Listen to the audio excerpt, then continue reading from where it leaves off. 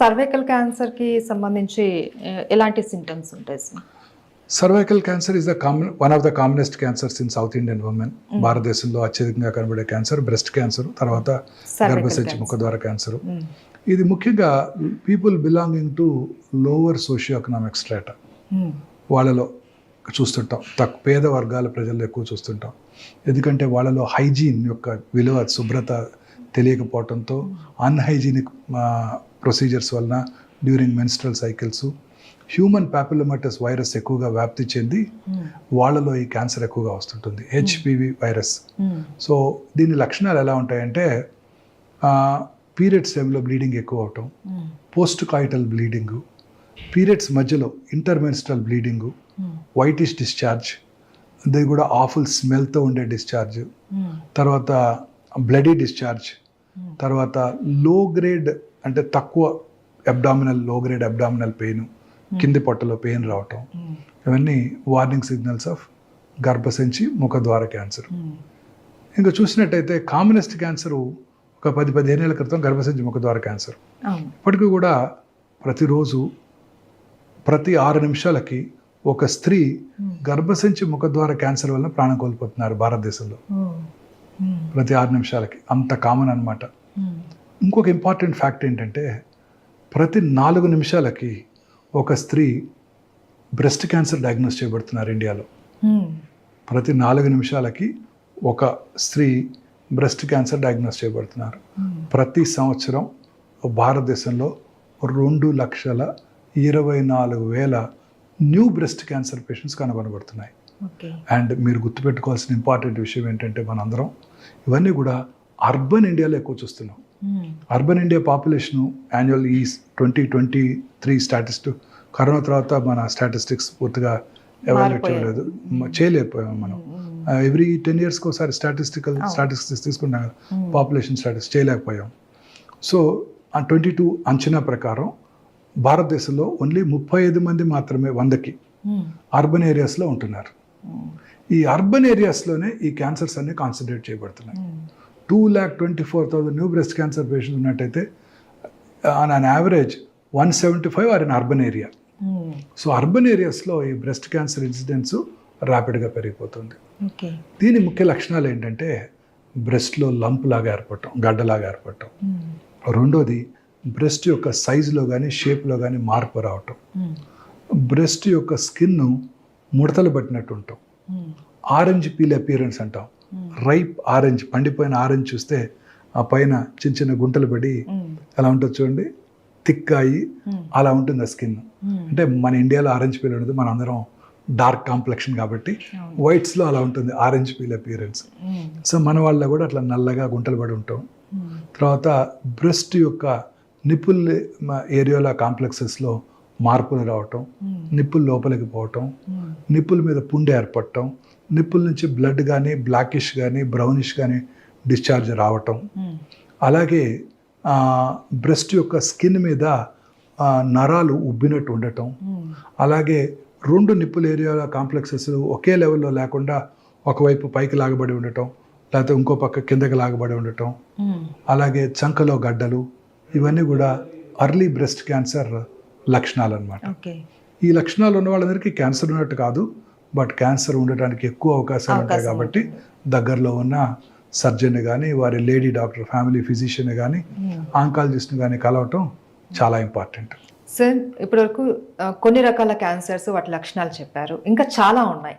So వాటి గురించి కూడా ఎక్స్ప్లెయిన్ చేస్తారా? మీరు అన్నట్టు రకరకాల క్యాన్సర్స్ ఉన్నాయండి. ఇప్పుడు గ్యాస్ట్రో ఇంటెస్టైనల్ ట్రాక్లో స్టమక్ తర్వాత అత్యధికంగా కనబడే క్యాన్సర్ కోలన్ క్యాన్సర్, పెద్ద పేగుల్లో వచ్చే క్యాన్సర్. కోలన్ క్యాన్సర్ ఇన్సిడెన్స్ కూడా చాలా ర్యాపిడ్గా పెరిగిపోతుంది భారతదేశంలో. ముఖ్యంగా అర్బన్ ఏరియాస్లో ఈ క్యాన్సర్ ఎక్కువగా చూస్తున్నామండి. దానికి రకరకాల కారణాలు ఉన్నాయి. ఈ క్యాన్సర్ ముఖ్య లక్షణాలు ఏంటంటే మల విసర్జన అలవాట్లలో మార్పు రావటం. అంటే ఉదాహరణకి మనం రోజు ఒకసారి మోషన్ పాస్ చేస్తాం, సడన్గా గత 4 నెలల నుంచి రోజుకు 2-3 సార్లు మోషన్స్ అవుతున్నాయి. Very important warning signal. అలాగే మోషన్లో బ్లడ్ కనపడటం చాలాసార్లు కనపడుతుంటాయి. మోషన్లో బ్లడ్ కనపడుతుంటాయి. నాకు పైల్స్ ఉన్నాయి, పోయిన సంవత్సరం కూడా పైల్స్ ఉన్నాయి. అప్పుడు డాక్టర్ దగ్గరికి వెళ్ళి చూపించుకున్నాను, పైల్స్ ఉన్నాయన్నారు, మెడిసిన్ ఇచ్చారు, తగ్గిపోయింది, అదే వాడుకుందాం అనుకుంటారు తప్ప పోయిన సంవత్సరం పైల్స్ వల్ల బ్లడ్ వచ్చింది, ఈసారి క్యాన్సర్ వల్ల బ్లడ్ వచ్చి ఉండవచ్చు అనే ఫ్యాక్ట్ని మర్చిపోతారు. సో ఇవేమీ నొప్పి కలిగించవు, అందువల్ల ఎవరు డాక్టర్ దగ్గరికి రారు. సో మోషన్లో కనుక బ్లడ్ కనుక పడినట్టయితే ఎప్పుడూ అశ్రద్ధ చేయకూడదు.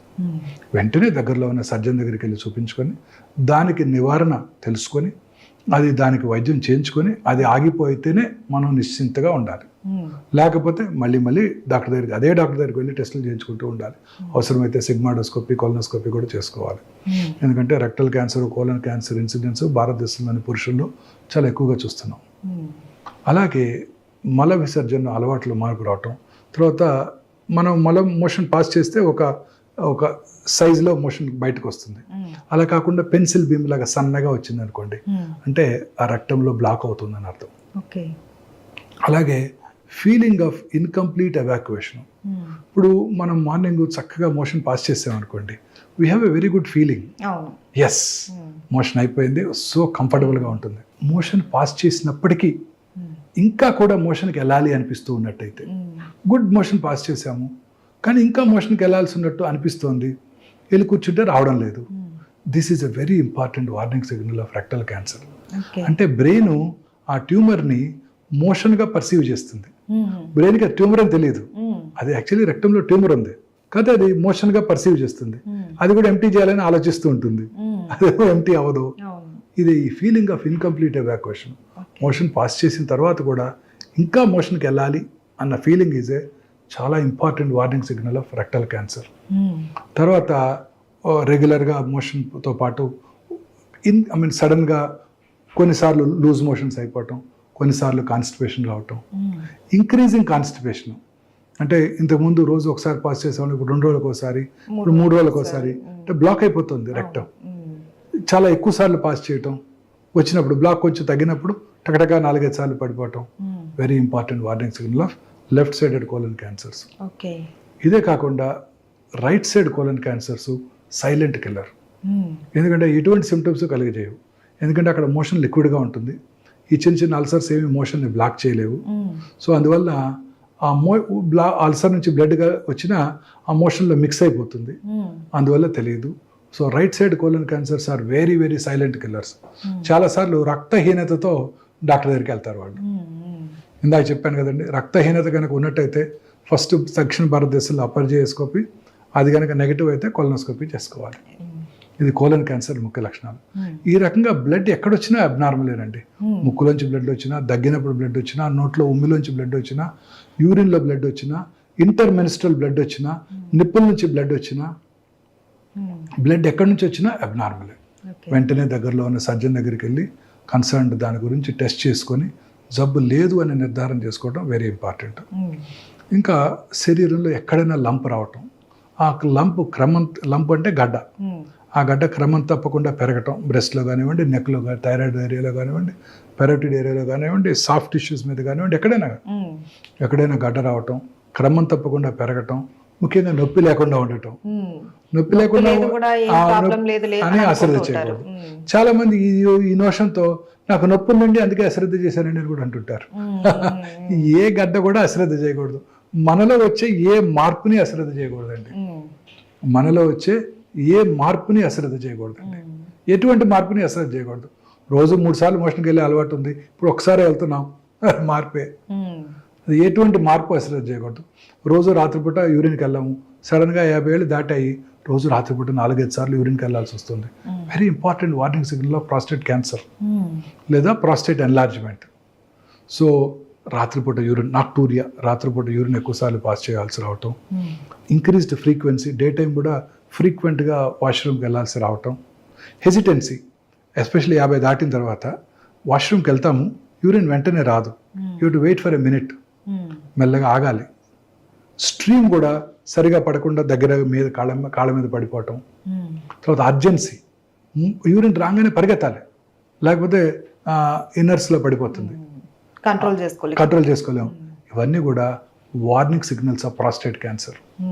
అంటే ఇవి ఉంటే క్యాన్సర్ ఉందని కాదు, బట్ ప్రాస్టేట్ ఎన్లార్జ్డ్ అయింది ఉండే అవకాశాలు ఎస్పెషల్లీ 50 తర్వాత ఎక్కువగా ఉంటాయి. సో వెంటనే ఇలాంటి సిమ్టమ్స్ ఏమన్నా కూడా చెక్ చేసుకోవాలి. అలాగే స్కిన్ క్యాన్సర్స్ కూడా చాలా కామన్గా చూస్తుంటాం. పుట్టుమచ్చల్లో వచ్చే క్యాన్సర్స్ మెలనోమాస్ అంటాం, చాలా ప్రమాదకరమైనవి, చాలా ర్యాపిడ్గా పాకిపోతాయి. మొన్న మధ్య ఒక కేసు చూశాను, బ్రెయిన్లో ట్యూమర్ ఉంది, మల్టిపుల్ ట్యూమర్స్ ఉన్నాయి, తలనొప్పితో డాక్టర్ దగ్గరికి వస్తే బ్రెయిన్ స్కాన్ చేస్తే మల్టిపుల్ మెట్స్ ఉన్నాయి. బాడీ అంతా స్కాన్ చేస్తే ఎక్కడ బెడ్ స్కాన్ చేసాం, ఏం కనబడలా. చూస్తే కాలు బొట్టన వేలు క్రింద, వేలు గోరు క్రింద ఒక చిన్న 2 మిల్లీమీటర్ల మచ్చ ఉంది, బ్లాక్ మచ్చ, అది మెలనోమా. అక్కడ నుంచి బ్రెయిన్కి వెళ్ళిపోయిందండి. అంత ప్రమాదకరమైన ఈ మెలనోమా క్యాన్సర్స్. కాలు హీల్ మీద చిన్న మచ్చ ఒకటి ఉంటుంది, ఆ మచ్చ లివర్కి పాకిపోవచ్చు.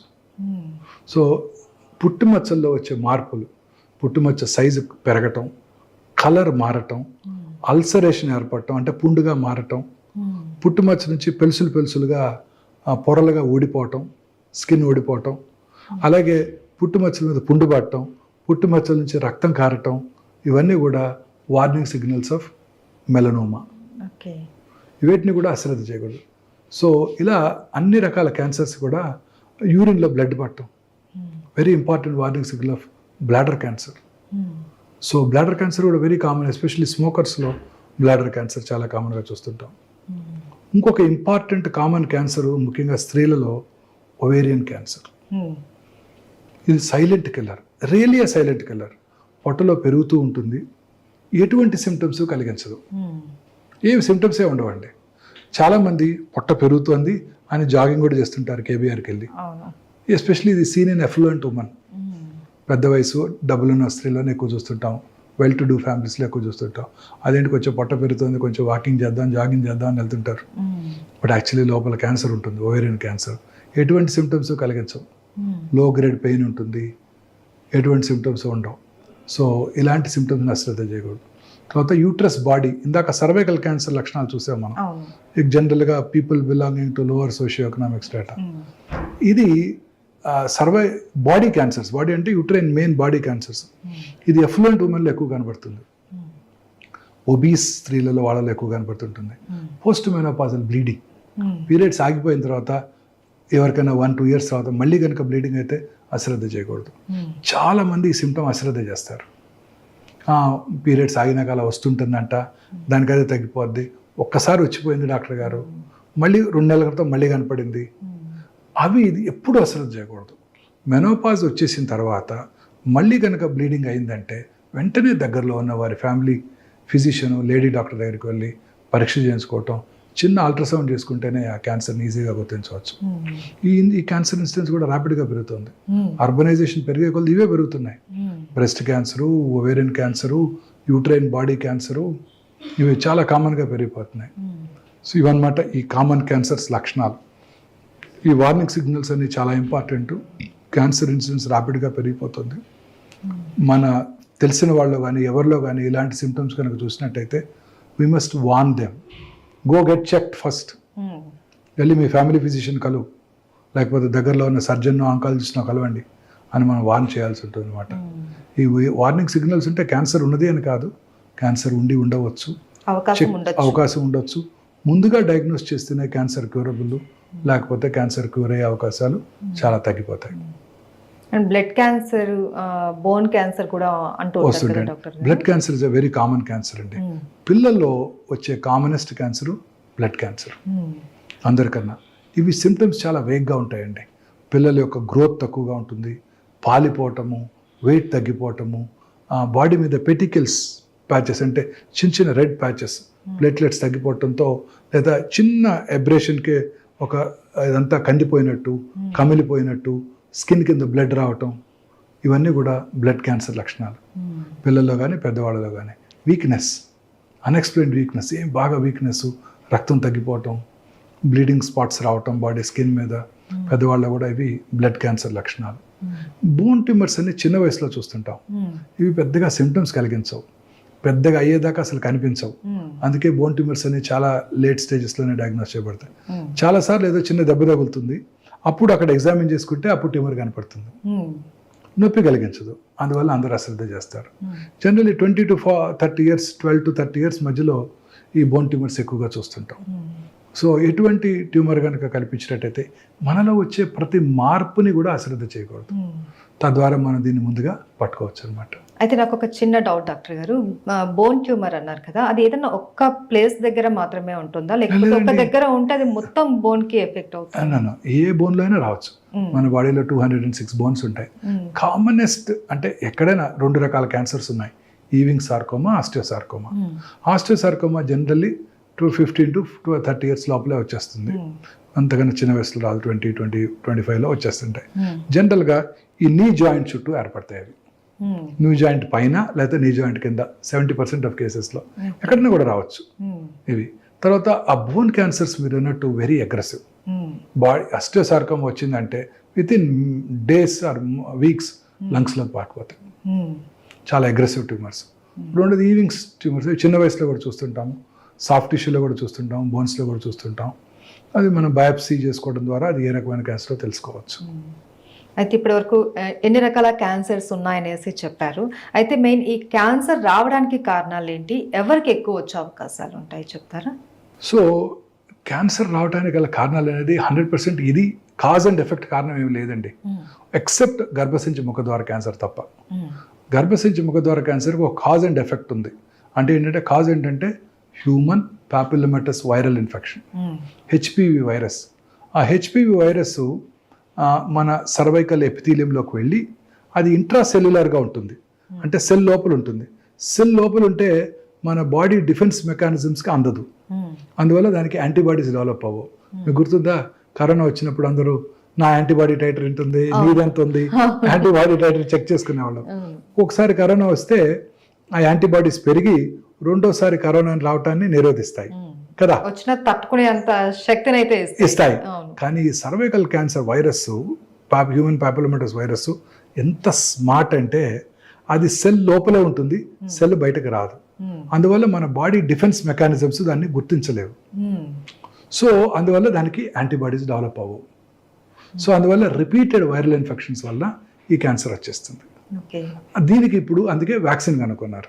వ్యాక్సిన్ ఏం చేస్తుందంటే యాంటీబాడీస్ని ప్రొడ్యూస్ చేస్తుంది, తద్వారా మళ్ళీ రీఇన్ఫెక్షన్ రాకుండా చేస్తుంది. సో ఇది హ్యూమన్ పాపిలోమాటస్ వైరస్. ఇలా కాజ్ అండ్ ఎఫెక్ట్ రిలేషన్ మిగతా ఏ క్యాన్సర్స్కి లేదు. హెపటైటిస్ బి వైరస్ ఇన్ఫెక్షన్ ఉన్న వాళ్ళలో లివర్ సిరోసిస్ వస్తుంది. లివర్ సిరోసిస్ వచ్చినప్పుడు లివర్ రీజనరేషన్ జరుగుతుంది. ఆ రీజనరేటివ్ ప్రాసెస్లో క్యాన్సర్ రావచ్చు. So HBV human hepatitis B viral infection వచ్చిన వాళ్ళలోను, హెపటైటిస్ సి వైరల్ ఇన్ఫెక్షన్ వచ్చిన వాళ్ళలోను లివర్ సిరాసిస్ వచ్చి ఆ క్రానిక్ లివర్ డిసీజ్ వలన లివర్ క్యాన్సర్ వచ్చే అవకాశాలు ఉంటాయి. ఈ రెండు వెరీ ఇంపార్టెంట్. తర్వాత అలాగే నార్త్ ఆఫ్రికాలో ఎప్స్టీన్ బార్ వైరస్ అనే ఒక వైరస్ ఇన్ఫెక్షన్ వలన కొన్ని బర్కిట్స్ లింఫోమా అనే ఒక స్పెషలైజ్డ్ హెమటలాజికల్ మలిగ్నెన్సీస్ వస్తుంటాయి, అవి కూడా చూస్తుంటాం. ఇవి కాక మిగతా క్యాన్సర్స్ అన్నిటికీ కూడా ఖచ్చితంగా ఇది కారణం అని చెప్పలేము. కొన్ని ఇంపార్టెంట్ కారణాలు ఉన్నాయి, మనందరికీ తెలుసు. స్మోకింగ్ వల్ల లంగ్ క్యాన్సర్ వస్తాయి, స్మోకింగ్ వల్ల అనేక రకాల క్యాన్సర్స్ వస్తాయి, ఇవన్నీ మనకు తెలుసు. బట్ డెఫినెట్గా నాన్ స్మోకర్లో కూడా లంగ్ క్యాన్సర్ చూస్తుంటాం. స్మోకింగే చేయని 12 ఏళ్ళ ఆడపిల్ల కూడా లంగ్ క్యాన్సర్ చూసాం. సో ఇది డెఫినెట్గా ఇది కారణం అని మనం చెప్పగలిగింది లేదు. But there are general causes which are very very important to us. ఒకటి జెనెటిక్ ఫ్యాక్టర్స్, అది మన కంట్రోల్లో లేదు. జెనెటిక్ ఫ్యాక్టర్స్ అంటే బెస్ట్ ఎగ్జాంపుల్ ఆంజెలినా జోలీ. వారి మదర్కి ట్రిపుల్-నెగటివ్ బ్రెస్ట్ క్యాన్సర్ ఉండింది. సో వారు చెక్ చేయించుకొని ఆ BRCA1 BRCA టెస్ట్ చేయించుకొని వారికి 31 ఇయర్స్ అప్పుడే అది చెక్ చేసుకొని అది పాజిటివ్ ఉంటుంటే వారికి ఖచ్చితంగా human hereditary breast ovarian cancer syndrome అంటారు. సో వారికి 100% బ్రెస్ట్ క్యాన్సర్ వస్తుంది, 170% 80% ఓవేరియన్ క్యాన్సర్ వస్తుందని తెలుసుకొని ముందుగా జబ్బు రాకముందే 2 బ్రెస్ట్లు తీయించేసుకున్నారు, 2 ఓవరీలు తీయించేసుకున్నారు. అలాంటి జెనెటిక్ ఫ్యాక్టర్స్ ఉండవచ్చు, BRCA1 BRCA2, అది మనం డిస్కస్ చేస్తాం. మిగతా కారణాలు ఎన్విరాన్మెంటల్ ఫ్యాక్టర్స్. దీనికి మనకి దీని మీద కంట్రోల్ ఉంది. కాకపోతే ఈ అర్బనైజేషన్ పెరిగే కొలది ఎన్విరాన్మెంటల్ ఫ్యాక్టర్స్ ఎక్కువైపోతున్నాయి. ఫస్ట్ మోడర్నైజేషన్ చూడండి. ఈ మనం వీఆర్ ఫైటింగ్ విత్ నేచర్తో ఫైట్ చేస్తున్నాం. మనం ఎప్పుడు ఎండలోకి వెళ్తలేదు, ఇంట్లోనే ఉంటున్నాము, ఎయిర్ కండిషన్ రూమ్స్లో ఉంటున్నాము. మార్నింగ్ లేవగానే plastic tooth brush, synthetic toothpaste, plastic tongue cleaner, plastic mug, plastic బకెట్లో హాట్ వాటరు, తర్వాత పొద్దున్నే మైక్రోవేవ్లో చేసుకున్న దాన్ని వేడి చేసుకొని బ్రేక్ఫాస్ట్ తింటాం, ఆర్టిఫిషియల్ సింథటిక్ క్లోత్స్, ఇవన్నీ కూడాను డెఫినెట్గా క్యాన్సర్ కారకాలే. తాగే ప్లాస్టిక్ బాటిల్లో వాటరు, హాట్ వాటరు, అది ఏం చేయక్కర్లేదు. వేడిగా ఉన్న కారులోకి వెళ్ళి కూర్చుని ఆ కారులో ఉన్న ప్లాస్టిక్ నుంచి వచ్చే ఫ్యూమ్స్, మనకి సమ్మర్లో 40 degrees 45 degrees వచ్చేస్తుంది హైదరాబాద్లో కూడా. ఆ డిగ్రీలో ఆ కార్లోకి వెళ్ళి కూర్చున్నామంటే ఆ కారు యొక్క ఆ ప్లాస్టిక్ ఇంటీరియర్స్ అంతా ప్లాస్టికే కదండి కారు లోపలంతా, వాటి నుంచి వచ్చే ఫ్యూమ్స్ అన్నీ కూడా క్యాన్సర్ కారకాలే. ప్లాస్టిక్ వాటర్ బాటిల్ నుంచి అన్నీ కూడా క్యాన్సర్ కారకాలే మనకి. ఇది మనకి ఎలాగో అవాయిడ్ చేయలేము, మరి తప్పదు. మరి ప్రస్తుతం ఉన్న ఏజ్లో అవాయిడ్ చేయలేము. పూర్వకాలంలో లాగా మరచెంబులు తీసుకొని మనం వెళ్ళి వాటర్ తాగలేం కదా. సో ఇవన్నీ కూడా కారకాలండి. ఇలా అనేక రకాలుగా పొల్యూషన్. ఆ తర్వాత ఇంకొకటి మోస్ట్ ఇంపార్టెంట్, ఆర్టిఫిషియల్ లైట్స్. ఇప్పుడు రాత్రిపూట చక్కగా 6:30 7 భోజనం చేసి ఇంతకుముందు 8 9 కల్లా పడుకొని నిద్రపోయి పొద్దున్నే లేవడం జరిగేది. లేచిన వెంటనే చక్కగా ఎండలో కూర్చునేవారు, ఎండలో పని చేసుకునేవాళ్ళు. వాళ్ళ ఫ్రెష్గా వాళ్ళ గేదెల నుంచి పాలు తీసుకొని తాగేవాళ్ళు. వాళ్ళ వెజిటబుల్ గార్డెన్లో వెజిటబుల్ పండించుకునేవాళ్ళు. పొలానికి వెళ్ళి పంటలు పండించుకునేవాళ్ళు. ఎండలో అంత ఆర్గానిక్ ఉండేది. చక్కగా షర్ట్ తీసి పొలం పని చేసేవాళ్ళు. అన్ని రకాల ఒక విటమిన్ డి, మనకు తెలిసిన విటమిన్, తెలియనివి ఉన్నాయో సూర్యరశ్మిలో. సో ఇవాళ హెల్దీ లైఫ్ స్టైల్ ఉండింది, హ్యాపీగా ఉండేవాళ్ళు. పక్కన కారు ఉంది, మన కారు లేదు, ఇలాంటి ఇవి బాధలు లేవు. పెళ్లి చేసుకుందామంటే సొంత వాళ్ళకి ఎవరికో మేనల్లుడికో మేనకోడలకో చేసుకునేవాళ్ళు. 5 రోజులు సంతోషంగా గడిపేవాళ్ళు. సంతోషం సగం బలం. Happiness is the most important immune booster. Happiness is the most important immune booster. నేను ఒక ఫుల్ పేజ్ ఆర్టికల్ రాశాను ఒక వెర్నాకులర్ డైలీలో. వెరీ ఇంపార్టెంట్ అండి. ఒక పేషెంట్ 72 సంవత్సరాల ఆమెకి, వాళ్ళ హస్బెండ్కి 74. 8 ఏళ్ళ నుంచి నా దగ్గరికి రెగ్యులర్గా చెకప్కి వస్తున్నారు బ్రెస్ట్ క్యాన్సర్కి. Perfectly normal. ఒకరోజు వచ్చారు, ఆమె ఒక్కరే వచ్చింది ఇంకో లేడీని తీసుకుని. ఏరండి గోపాలరావు గారు అన్నాను. అనగానే పాపం లాస్ట్ 15 days బ్యాకే కర్నరీ బైపాస్ అయిన తర్వాత కాంప్లికేషన్ వచ్చి చనిపోయారు. అప్పుడు కూడా చెక్ చేసాం, నార్మల్గా ఉన్నారు ఆవిడ. 3 నెలల తర్వాత తిరిగి వచ్చేసారు క్యాన్సర్తో. మానసిక ఆందోళన, డిప్రెషన్. ఇంకొక లేడీ 5 years అయింది నేను బ్రెస్ట్ క్యాన్సర్కి సర్జరీ చేసి, చక్కగా కంఫర్టబుల్గా ఉన్నారు. కొడుకు పెళ్ళికి పిలిచారు, వెళ్ళాను. హ్యాపీగా ఉన్నారు, అందరూ బాగున్నారు. 2 ఏళ్ల తర్వాత రికరెన్స్ వచ్చింది. ఏంటా అని చూస్తే 8 months ముందు కొడుకు డివోర్స్. సో అన్ని రకాల జబ్బులకి నా ఉద్దేశంలో మూల కారణం ఈ మానసిక ఆందోళన. కరోనా కానివ్వండి, క్యాన్సర్ కానివ్వండి, చాలా రకాల వ్యాధులు, అన్ని జబ్బులకి కూడా ఈ ఇమ్యూనిటీ, అది రొమటాయిడ్ ఆర్థరైటిస్, ఇవన్నీ కూడా డయాబెటిక్, అన్ని జబ్బులకి మూల కారణం మానసిక ఆందోళన. సంతోషంగా సగం బలం అని పెద్దవాళ్ళు చెప్పారు. సంతోషంగా లేకపోతే నీదేటి. రెండోది నిద్ర. వెరీ ఇంపార్టెంట్ ఇమ్యూన్ బూస్టర్ అండి నిద్ర. ఇప్పుడు పూర్వకాలంలో 6 7 కల్లా పడుకునేవాళ్ళు, తినేసేవాళ్ళు. ముందు అర్లీగా తినేసి 8 9 కల్లా పడుకునేవాళ్ళు. ఈ టీవీలు లేవు, చక్కగా వీధరి మీద కబుర్లు చెప్పుకునేవాళ్ళు, లేకపోతే ఏదో పని చేసుకునేవాళ్ళు. ఇంత పని చేయాల్సిన అవసరం కూడా ఉండేది కాదు. మనలాగా రోజుకి 16 గంటలు.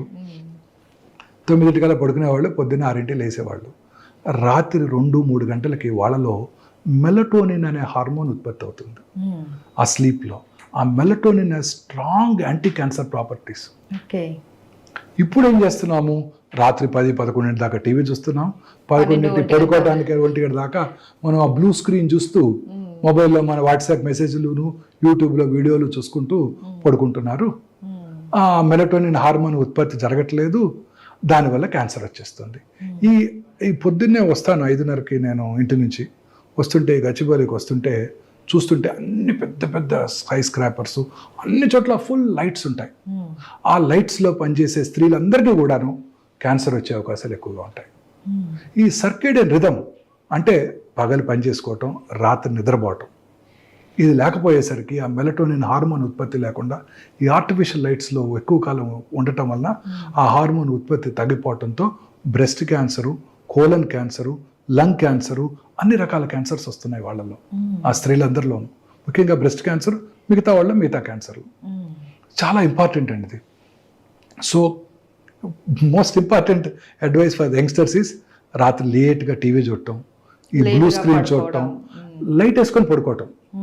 ఇది కూడా వెరీ ఇంపార్టెంట్ కాజిటివ్ ఫ్యాక్టర్. ఎక్కువ ఇల్యూమినేషన్ లైట్ పెట్టుకోనేకూడదు. ప్రిఫరబుల్లీ డార్క్లో పడుకోవాలి, తొందరగా పడుకోవాలి. అప్పుడే మెలటోనిన్ హార్మోన్ ఉత్పత్తి అవుతుంది. ఈ బెడ్ లైట్స్ అన్ని కూడా క్యాన్సర్ కలిగించవచ్చు. అన్ని రకాల లైట్స్లో కూడా రెడ్ కలర్ బెడ్ లైట్ కనుక పెట్టుకుంటే అతి తక్కువ ఇన్ఫ్లుయెన్స్ ఆన్ మెలటోనిన్ ప్రొడక్షన్ అంట. So very important.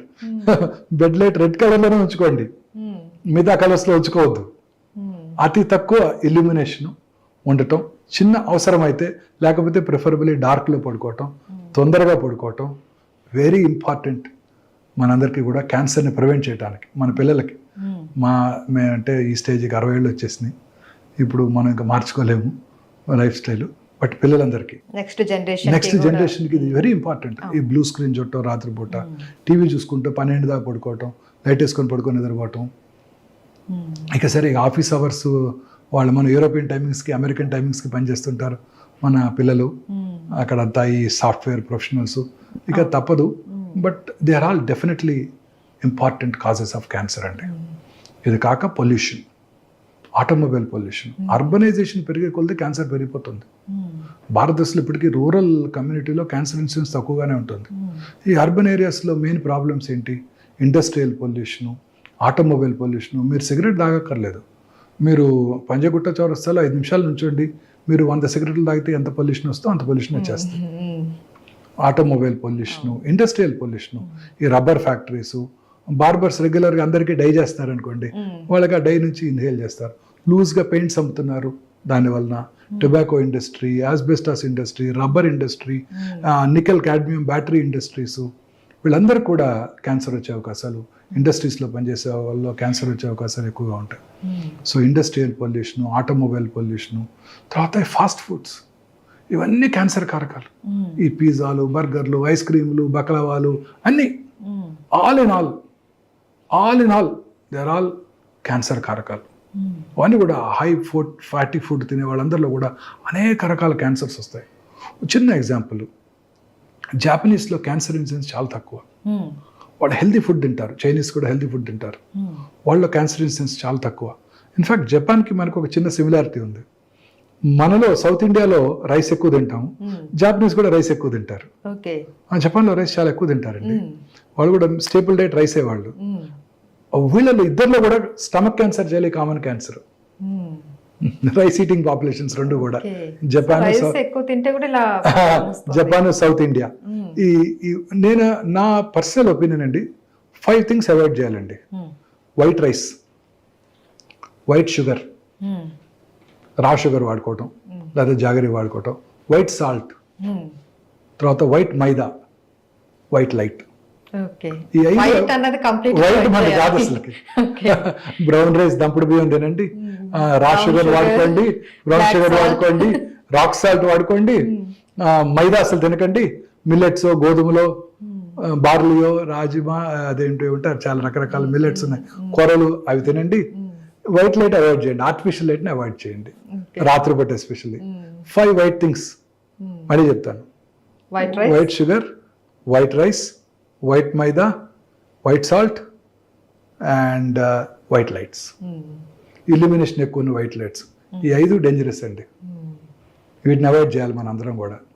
ఎలా అవాయిడ్ చేయాలో, పార్బాయిల్డ్ రైస్ తింటాం, తెలంగాణలో బోల్డ్ చక్కగా దొరుకుతుంది పార్బాయిల్డ్ రైస్, దంపుడు బియ్యం కూడా చక్కగా దొరుకుతాయి. సో సాల్ట్ మనం తగ్గించుకోవాలి, rock salt. Sugar white sugar usage తగ్గించేసుకోవాలి. షుగర్ తినటం వల్ల క్యాన్సర్ వస్తుందని అడుగుతారు చాలా మంది. షుగర్ తినటం వల్ల అనేక రకాల జబ్బులు వస్తాయి. క్యాన్సర్ వచ్చిన వాళ్ళు షుగర్ తినకూడదా అని అడుగుతారు. అన్ని మితంగా తీసుకోవాలి, ప్రిఫరబుల్లీ బ్రౌన్ షుగర్, లేదంటే బెల్లం, జాగరీ. సో అన్ని మితంగా తీసుకోవాలి. ఇవి 5 కూడా అవాయిడ్ చేసుకోవడం బెటర్ అండి. సో ఈ వైట్ తర్వాత పెస్టిసైడ్స్, మనం తినేవన్నీ ఇవే కదండి. పెస్టిసైడ్స్ వాడుతున్నారు, ఫర్టిలైజర్స్ వాడుతున్నారు, ఇవన్నీ వాటి వలన పొల్యూషనే కదండి. ఆర్గానిక్ ఉత్పత్తి తగ్గిపోతుంది, అది పెంచగలగాలి. సో పాలలో కూడా ఆక్సిటోసిన్ ఇచ్చి గేదెలకి పాలు ఎక్కువ ప్రొడ్యూస్ చేయడానికి, ఆ పిల్లల్లో కూడా ఎర్లీ మెనార్ష్ వచ్చిన వల్ల బ్రెస్ట్ క్యాన్సర్ వచ్చే అవకాశాలు ఎక్కువ ఉంటాయి, ఆ పాలు తాగిన పిల్లలందరికీ కూడా ఆక్సిటోసిన్ వల్ల. సో ఇలా అనేక రకాలుగా మనం అంతా కూడా నేచర్తో ఫైట్ చేస్తున్నాం. సూర్యరశ్మిలోకి వెళ్లకుండా, రాత్రిపూట పడుకోకుండా, ఇవన్నీ కూడాను మనలో వచ్చే ప్రతి మార్పు కూడా ఈ క్యాన్సర్కి దారితీస్తున్నాయి. సో దీనితో పాటు దురలవాట్లు, స్మోక్ చేసిన 6 సెకండ్స్లో 400 to 600 కార్సినోజన్స్ బ్లడ్లోకి వెళ్ళిపోతాయి. ఓకే. ఇమాజిన్ చేయండి, కార్సినోమా సర్విక్స్ వాడిడైసే పూరర్ సెక్షన్స్ ఆఫ్ సొసైటీలో కనబడుతుంది, రిచ్ పీపుల్ కూడా కనపడుతుంది, స్మోక్ చేసే ఆడవాళ్ళలో. అంటే ఇక్కడ స్మోక్ చేస్తే ఆ టాక్సిన్ గర్భసంచి ముఖద్వారం దగ్గర సెక్రెట్ చేయబడి అక్కడ క్యాన్సర్ కలిగిస్తుంది. సో స్మోక్ వల్ల గర్భసంచి ముఖద్వార క్యాన్సర్ కూడా వస్తుంది. ఓకే. అంటే ఎంత పవర్ఫుల్ చూడండి అది. మరి smoking effects every system in the body అండి. బ్రెయిన్ లో ఉన్న రక్తనాళాలని, కంట్లో ఉన్న రక్తనాళాలని, కాళ్ళలో ఉన్న రక్తనాళాలని, కరోనరీస్ ని, తర్వాత లంగ్ క్యాన్సర్, బాడీలో అనేక రకాల క్యాన్సర్స్. స్మోకింగ్, డయాబెటీస్ అండి, తల నుండి కాలు వరకు అన్ని సిస్టమ్స్ ని ఎఫెక్ట్ చేస్తాయి అవి. ఈ రెండు కూడా. అంటే డయాబెటీస్ వల్ల క్యాన్సర్ వస్తుంది కాదు, బట్ కొంత వచ్చే అవకాశాలు ఎక్కువ ఉంటాయి. But smoking is definitely injurious to health. Smoking, smokeless tobacco, అన్ని రకాల టొబాకో యూసేజెస్, స్మోక్లెస్ టొబాకో, ఈ సిగరెట్స్ అన్ని కూడా బ్యాన్ చేయాల్సిందే.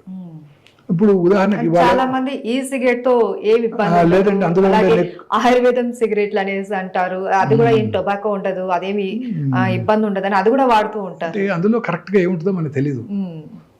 ఈ సిగరెట్స్ లో ఉండేది కూడా నికోటినే, అది కూడా it is also carcinogenic. Just నేను చక్కగా అయిపోయిన తర్వాత తమలపాకు తింటాను, అవి తింటాను, అవి కూడా carcinogenic. Betel nut itself is carcinogenic. So అన్ని రకాలు మన నేచర్తో ఫైట్ చేస్తున్నాం. నేచురల్ ఫుడ్ సబ్స్టెన్సెస్ తినకుండా మనం ఇంతకుముందు మన ఆహారపు అలవాట్లన్నీ మార్చేసుకొని టైంకి ఫుడ్ తినకుండా ఇవన్నీ కూడా ఈ ఫాస్ట్ ఫుడ్లు, బర్గర్లు, ఇవన్నీ కూడా అవాయిడ్ చేస్తూ క్యాన్డ్ ఫుడ్స్, టిన్డ్ ఫుడ్స్ ఇవన్నీ తీసుకుంటూ ఈ పొల్యూటెంట్స్, కెమికల్ సబ్స్టెన్సెస్, కర్డ్ అంతా ఇప్పుడు మనకి ప్యాక్డ్ కర్డ్ వస్తుంది కదండి, యోగర్ట్ అని తింటుంటాం.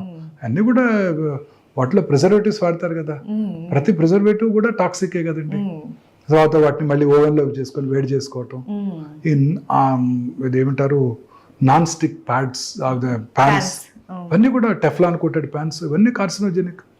తర్వాత రీయూజ్డ్ ఆయిల్స్. ఇప్పుడు పొద్దున్నే బయట మిరపకాయ బజ్జీలు వేస్తుంటారు, చాలా ఇష్టంగా తింటుంటారు, అక్కడ బాగుంటాయని చెప్పి అదే ఆయిల్ పొద్దున్నే పెట్టేస్తాడు, దాంట్లోనే అదే ఆయిల్ ఆ ఆయిల్ రిలీజ్ అయినప్పుడు అనేక రకాలైన టాక్సిన్స్ దాంట్లోకి వస్తుంటాయి. ఈ రిఫైన్డ్ ఆయిల్స్ ఇవన్నీ కూడా టాక్సిన్స్ ఏనండి.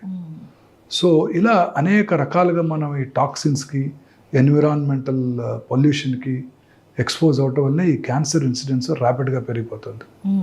సో ఫ్రెష్ ఫ్రూట్స్, అది కూడా ప్రిఫరబుల్లీ పెస్టిసైడ్స్ లేకుండా ఆర్గానిక్ ఫ్రూట్స్, వెజిటబుల్స్, గ్రీన్స్, ఆకుకూరలు ఎక్కువగా తింటూ, ఈ రెడ్ మీట్ అవన్నీ తక్కువగా తీసుకుంటూ, రెగ్యులర్గా ఎక్సర్సైజ్ చేస్తూ, లీన్ బాడీ మాస్ మెయింటైన్ చేస్తూ, ఒబేసిటీ ఉన్న వాళ్ళలో క్యాన్సర్స్ ఎక్కువ ఉంటాయి.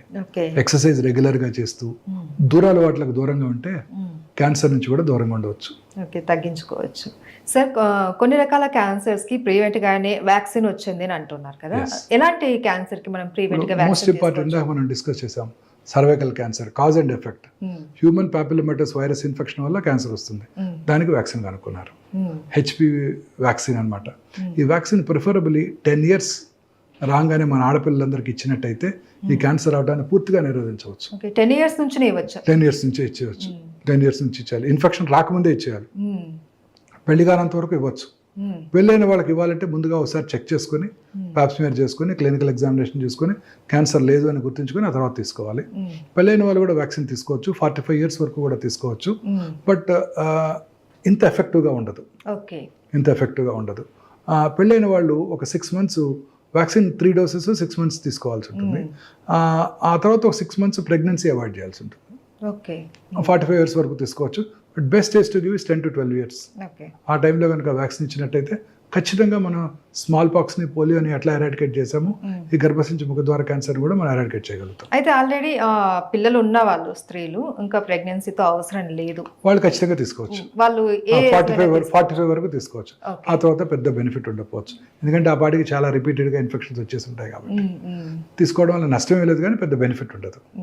అలాగే ఈ liver cirrhosis, hepatitis B infection liver సిరాసిస్కి దారితీస్తుంది, లివర్ క్యాన్సర్కి దారితీస్తుంది. సో దాన్ని హెపటైటిస్ బి వ్యాక్సిన్ ఇవ్వాలి. ఫార్చునేట్లీ మన ఇండియన్ గవర్నమెంట్ యూనివర్సల్ ఇమ్యునైజేషన్ ప్రోగ్రాంలో మన పిల్లలందరికీ కూడా హెపటైటిస్ బి వైరస్ వ్యాక్సిన్ ఇస్తున్నారు. సో అది కవర్ అయిపోతుంది. మా జనరేషన్లో ఉండేది కాదు అది. సో మేము అప్పుడు ఇంటర్న్షిప్లో కొత్తగా వ్యాక్సిన్ వచ్చినప్పుడు ఆ వ్యాక్సిన్ తీసుకున్నాం అందరం. ఇక్కడ మాకు పేషెంట్స్ నుంచి మాకు రాకుండా ఉండడం కోసం. సో హెపటైటిస్ బి వైరల్ ఇన్ఫెక్షన్కి ప్రివెంట్ చేయడానికి ఈ హెపటైటిస్ బి వ్యాక్సిన్ ఉపయోగపడుతుంది. అది తీసుకొని వాళ్ళలో సిరాసిస్, సిరాటిక్స్లో ఈ లివర్ క్యాన్సర్ వచ్చే అవకాశాలు ఎక్కువగా ఉంటాయి. Okay, thank you sir, thank you so much. Thank you, నమస్తే.